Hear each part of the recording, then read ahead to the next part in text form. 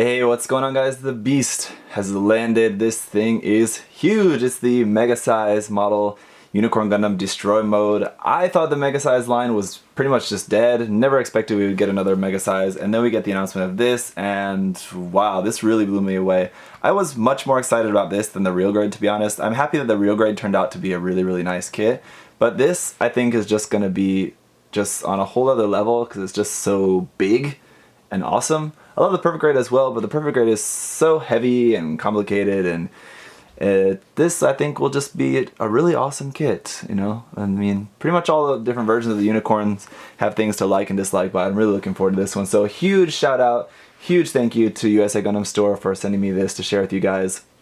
Those guys are awesome. This kit is expensive. Its list price is 10,000 yen. So, you know, if you guys want to pick this up from USA Gundam Store, definitely use that coupon code, just ZakuAurelius 10 in your coupon there, and you can save 10% on this or whatever else you buy from their store. So go there, show them some love.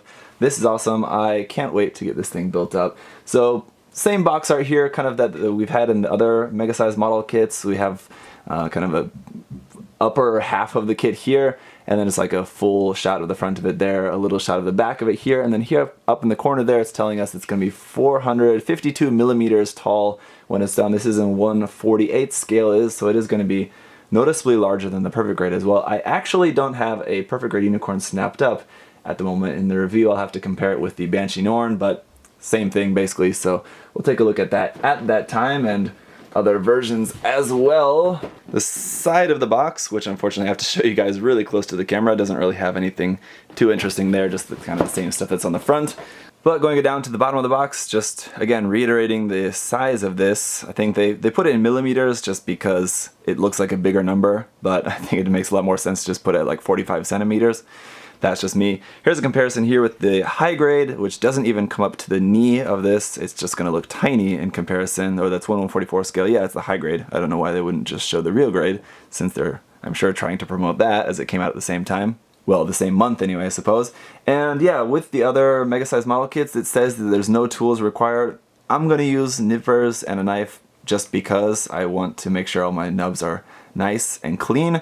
But you can not use tools if you want. I just don't really recommend that. It says you also don't need any glue, of course. The runner labels are very cute. Again, really not all that necessary, but it's a nice kind of thing. It shows you, like, next to the number, it also shows you which part of the kit that part is for. So head, torso, waist, arms, legs, weapons, or rifle and shield are all going to have separate markings on there. And then it has this thing called sprue lock, I guess. The other MegaSize kits had this, basically where you can press the two runners together and put the parts together before even cutting the parts off the runners. Again, you can do that. I don't really think it saves you that much time, but you know, if you did really want to do that, you could, I suppose.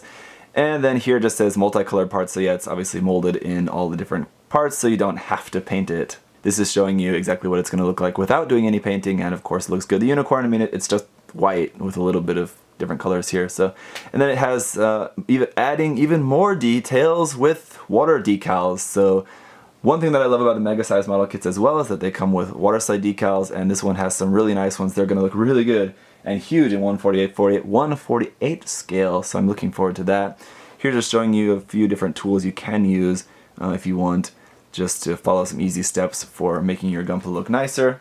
On the top of the box, just a few more larger photos of the kit, front and back, and then showing the backpack with the beam magnum attached onto the backpack.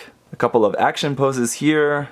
Those don't look too bad. It's going to be huge. I mean, to see this kit at this size in action poses like that is going to be pretty cool, I think. I don't know about how exactly the articulation is going to be. The articulation of these kits doesn't really tend to be that great. They're kind of mostly more for size, but that's okay. It does have the click type polycaps, so the polycaps are ratcheted, so that does help them to be pretty stiff in there. Then it has this new shading mold here. It says the shading mold was used for certain key points throughout the model, such as part of the shoulder armor. By more deeply sculpting the mold and emphasizing shadow, we were able to give it a three-dimensionality, like how it looks in action, just by assembling the parts. So basically, making the panel line deeper so that it creates a shadow in there, and then it looks like it's already filled in, like with some gray panel lining, without having to do any panel lining. So Bandai, once again, making it even easier for people to enjoy. So, and then here, the list price for the kit is, again, 10,000 yen. So let's pop that open. There we go. And right off the bat, we're greeted with some beautiful water slides. Love to see that. Bandai's water slides are really nice, and just kind of wish that they would actually give them to us in every kit, but we can dream anyway. So there's, I would suppose, our A runner. It's multicolored there. Some gray parts for some joints, and huge parts there for the beam magnum. A few foil stickers there.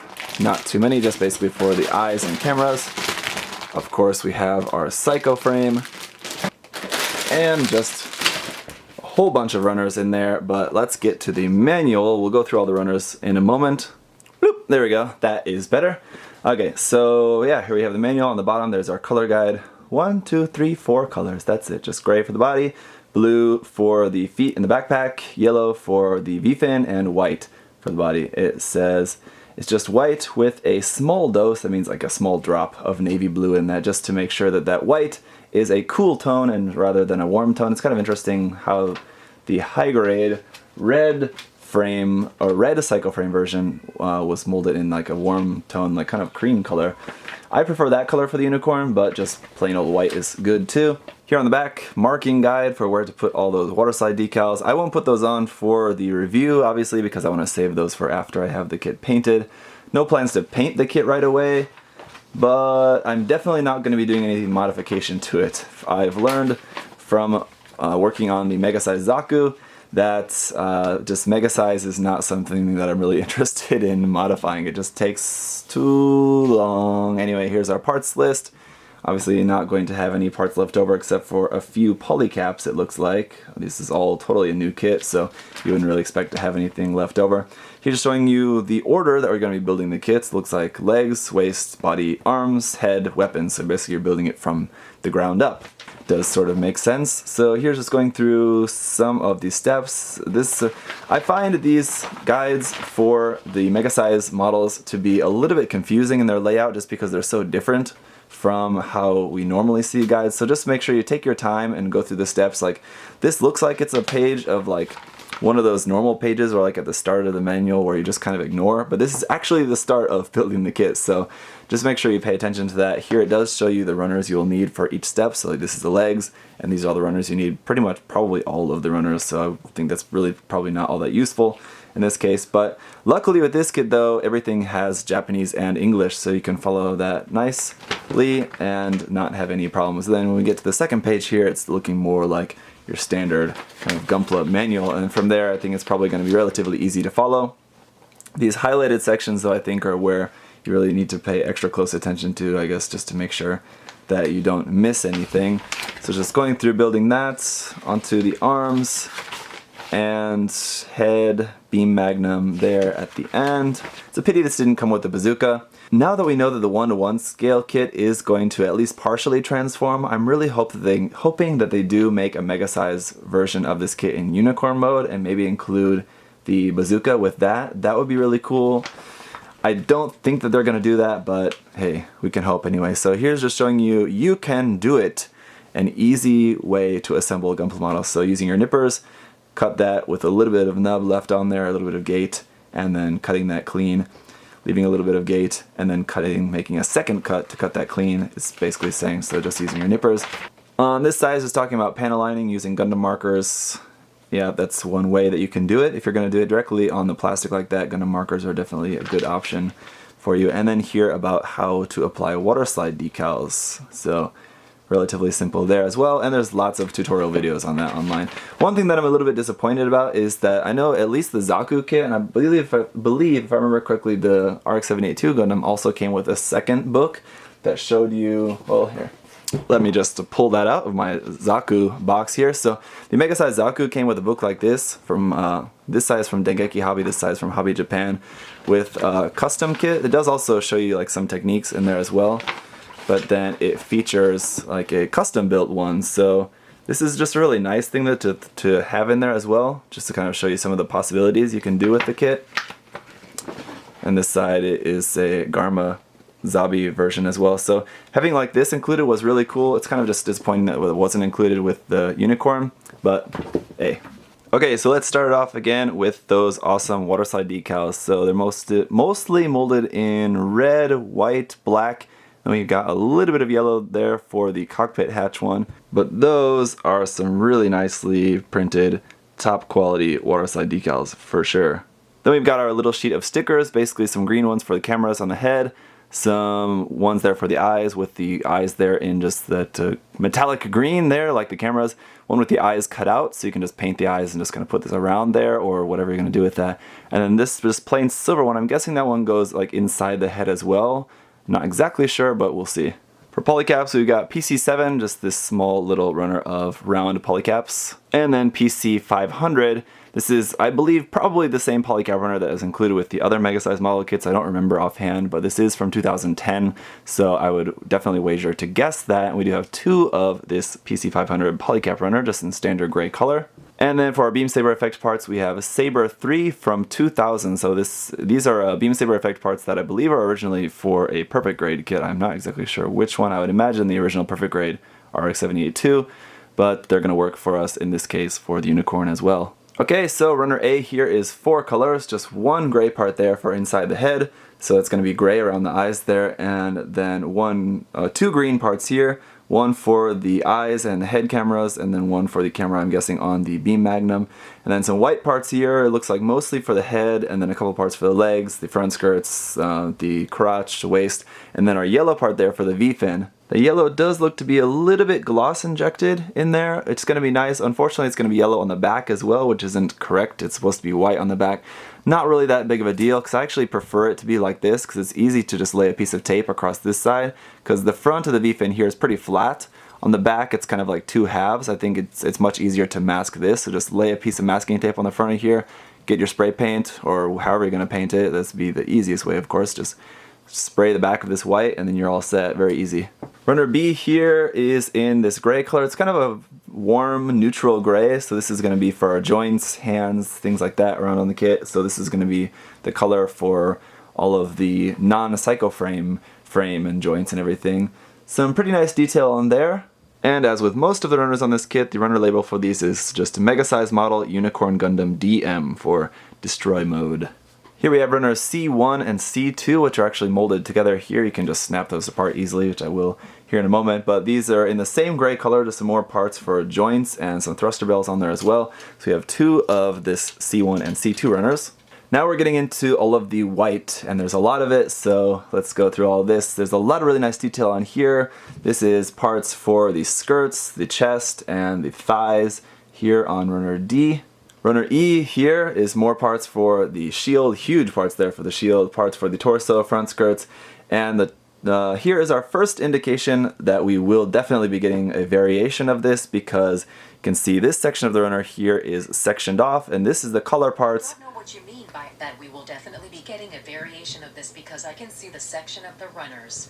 Okay, Siri was listening to me for some reason, but yeah, this section of the runners here is the parts for the collar, which on the Banshee would be different. So whenever we get the inevitable Banshee release for this, which I'm super excited about now, this will be replaced with different parts for that. Runner F, continuing on with more white parts. This is just parts for the legs and skirts and feet, it looks like mostly here on runner F.